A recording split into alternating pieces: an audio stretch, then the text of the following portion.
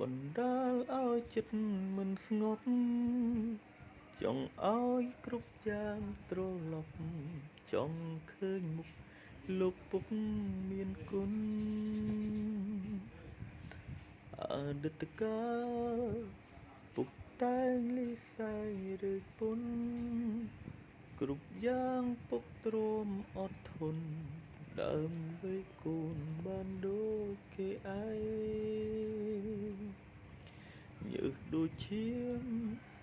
គ្រួមក្រៀមគុនដើរថ្ងៃក្តៅដល់ផ្ទះមិនថាយប់ជ្រៅពុកតែងនៅនេបនិតប្រឡែងកូននៅតូចលងលក់ព្រោះតែសំលេងលោកពុកបំពេឲ្យគេលងវង្វេងក្រោមស្បៃរាត្រី